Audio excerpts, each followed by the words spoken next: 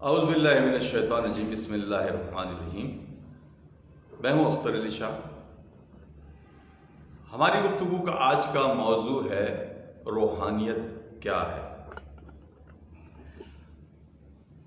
ہمارے یہاں عموماً ایک بحث چل رہی ہے کہ کچھ لوگ روحانیت کو تسلیم کرتے ہیں اور کچھ لوگ روحانیت کو بالکل بھی تسلیم نہیں کرتے، کیونکہ کچھ لوگوں کا خیال ہے، جو لوگ روحانیت تسلیم کرتے ہیں ان کا خیال ہے کہ روحانی علم موجود ہے۔ جو لوگ روحانیت کو تسلیم نہیں کرتے ان کا خیال ہے کہ روحانی علم صرف خود ساختہ کچھ باتیں ہیں، جو لوگوں نے من گھڑت باتیں بنائی ہوئی ہیں، کچھ بزرگوں کے حوالے سے، کچھ گئے ہوئے لوگوں کے حوالے سے، تو اس گفتگو کو وہ روحانی علم کہتے ہیں۔ در حقیقت روحانی علم ہے کیا؟ ہم یہ بتانا چاہیں گے کہ روحانی علم ہے کیا۔ روحانی علم بیسیکلی روح کے علم کو کہا جاتا ہے۔ یعنی جس طرح ہم اپنے جسم کو تعلیم دینے کے لیے اچھی جگہ، اچھی اکیڈمی، اچھا اسکول، اچھا ٹیچر، اچھی یونیورسٹی تلاش کرتے ہیں، اسی طرح روحانی علم کے لیے بھی ہمیں کسی اچھے روحانی شخص کی ضرورت ہوتی ہے۔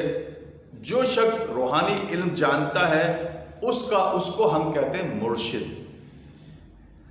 جو روحانی علم سکھاتا ہے وہ ہوتا ہے مرشد۔ تو روحانی علم کے لیے آپ کو یہ دیکھنا پڑے گا کہ مرشد آپ کا روحانی پاور رکھتا ہے یا نہیں۔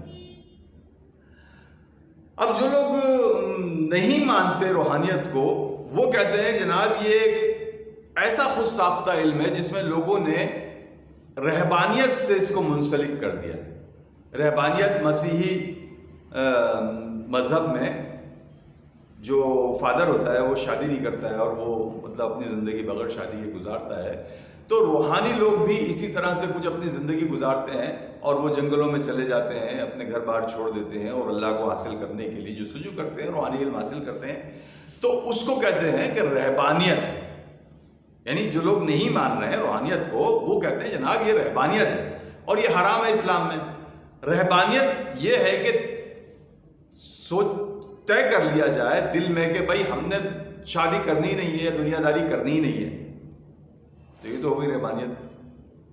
لیکن روحانیت میں کیا ہوتا ہے، ایک لمیٹڈ پیریڈ کے لیے بندہ جنگل میں جاتا ہے اور جنگل میں جا کے وہ علم حاصل کرتا ہے اور علم حاصل کرنے کے بعد وہ واپس آ جاتا ہے، تو وہ ہوتی ہے روحانیت۔ روحانیت کے لیے جنگل میں جانا کیوں ضروری ہے؟ جنگل میں جانا کیوں ضروری ہے کہ اس کے لیے یکسوئی کی ضرورت ہوتی ہے۔ روحانی علم کے لیے یکسوئی کی ضرورت ہوتی ہے، جو آپ کو شہر میں نہیں مل پاتی، تو اس وجہ سے وہ بندہ جو ہے وہ جاتا ہے۔ ٹھیک ہے، جب وہ وہاں جاتا ہے اور جا کے وہ علم حاصل کر لیتا ہے، کسی مرشد کے ذریعے، کسی کے ذریعے وہ تعلیم حاصل پوری کرتا ہے۔ لہٰذا پتہ یہ چلا کہ روحانی علم جو ہے اس کے لیے ضروری ہے کہ آپ کا مرشد ہونا چاہیے، اور مرشد بھی وہ ہو کہ جو آپ کو یہ تعلیم دے سکے اور اس کے پاس روحانی علم موجود ہو۔ روحانی علم بیسیکلی اگر دیکھا جائے تو ہمارے اندر اللہ تبارک و تعالیٰ نے جب ہم پیدا ہوئے تو ہمارے اندر ایک سافٹ ویئر جو ہے وہ ڈال دیا۔ یعنی آج کے دور زبان میں اگر بات کی جائے تو ایک سافٹ ویئر ڈال دیا۔ یہ سافٹ ویئر دنیا کے ہر انسان کے اندر موجود ہے، جس کو لطائف کہتے ہیں۔ لطائف کا مطلب کچھ ایسی مخلوق اللہ نے ہمارے جسم کے اندر رکھی ہیں کہ اگر ہم ان کو بیدار کریں اور ان کو جو ہے اللہ کا ذکر پڑھائیں اور اللہ کا نام پڑھائیں، تو وہ ہمارے اندر جسم میں بیٹھ کے اللہ کا ذکر کرتی ہیں، اور اللہ کا ذکر کرنے سے کیا ہوتا ہے کہ ہماری باطنی ترقی ہوتی ہے، انٹرنل پیوریفیکیشن ہوتا ہے، اور باطنی صفائی اور پاکیزگی ہوتی ہے۔ اس پاکیزگی کو، طہارت کو قرآن نے کہا قد افلح من تزکا وذکر اسم ربہ فصلی، یعنی کامیاب ہوا وہ شخص جس نے اپنے نفس کا تزکیہ کیا اور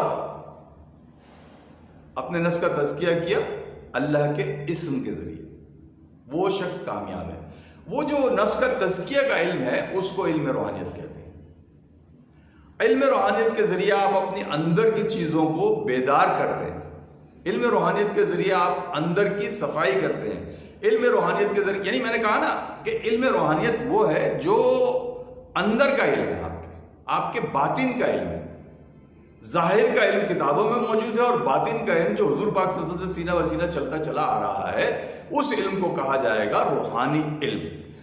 روحانی علم کے لیے روح کو تربیت دینا، روح کو بیدار کرنا، روح کو سکھانا، روح کو سمجھانا، اور روح جو ہے وہ آپ کو پھر لے کر دنیا سے جس طرح آپ یہاں بیٹھے ہیں اسی طرح آپ کا جب یہ علم ترقی کرے گا تو ترقی کرتے کرتے جب آپ روح بیدار ہوگی، قلب بیدار ہوگا اور اندر کی آپ کے لطائف اور مختلف فرشتے جو بھی آپ کے اندر موجود ہیں، جو لطائف اور جو چیزیں اللہ تعالیٰ رکھی وہ بیدار ہوں گی تو وہ آپ کو اپنے اپنے جہان میں لے کے جائے گی. یعنی اوپر ان کے جہان ہے، یعنی قلب بیدار ہو تو ملکوت تک لے جائے گا، روح بیدار ہو تو جبروت تک لے جائے گی. جب اس طرح سری خفی اخفا عالم عنکبوت اور دوسرے جہانوں تک لے کے جائے، یہاں تک کہ آپ اللہ تبارک و تعالیٰ کے عرش تک کی رسائی حاصل کر لیں گے روحانی علم کے ذریعے.